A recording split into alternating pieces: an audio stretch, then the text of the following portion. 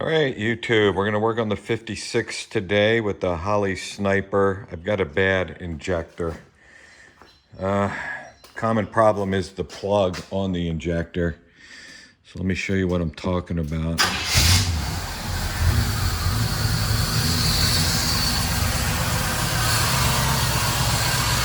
Look down in here. You can see the gas flowing on those injectors. But this one's bone dry. It's been bone dry a while. That's why the gas isn't flowing over and washing it off. Probably it's never worked. So I'm going to remove the injector cover. See what's going on. So to remove this injector cover, there's two 3/16 Allen screws, one here, one right here. And this is going to be under pressure, so this is the gas line, so about 60 pounds of pressure. And anyway, these two injectors are here and here, and the other two are over here. So this is the bad injector, so it's right here. So I'm going to pull this cover off, and hopefully the connector on the injector is loose. That's the common problem. And I disconnected the fuel line. Very little gas came out. I don't know, half an ounce. And I got the two screws out. Where the heck are they? Here they are. I was going to set them here on the intake. And the only other thing is this cross hose going to the other two injectors. But I understand the injectors are in on an angle, so this comes up this way. So I can't do this while holding the camera, but I might have to take this off. Let me come back. All right, with two hands, I was able to just jiggle this right off. The only thing that was holding it, the injectors, here's one right here. There's an O-ring where it goes into the body right here. And same with the other one over here. So it just popped right off. Now the question is, why isn't that injector firing? And typically these connectors come loose, and people twist tie them or tie wrap them back on. So again, with two hands, I'm going to see if that's seated all the way.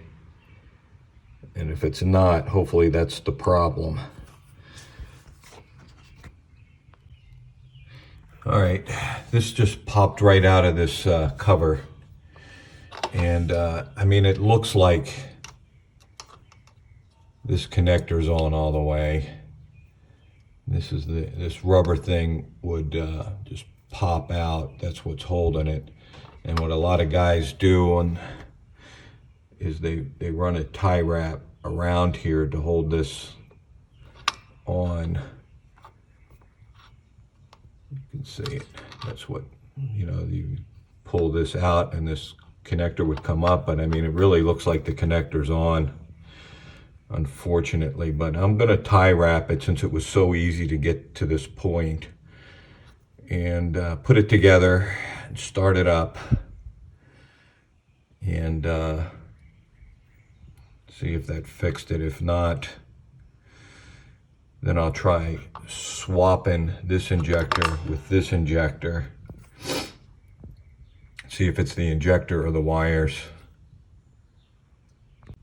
All right, you can see I put a tie wrap on there to hold this connector on, and I'll cut it off here. I'll do the other one while I'm in here. Put it together. Fingers crossed. Problem solved. We'll see. Both injectors tie wrapped, and before I put this together, I'm going to put a little magic lube. I put this on all my O-rings. It just lubes them up a little bit. Makes them go in and out easier, which is always a good thing. So let me lube up those O-rings and put this thing back together. All right, we got the 2 screws back in and the fuel line. So let's give this thing a test. If it works, I'm going to put blue Loctite on these 2 screws. But if it doesn't work, I've got to take them off again. So I didn't do it yet. Let's go ahead and see if this works. Go ahead and get this thing started.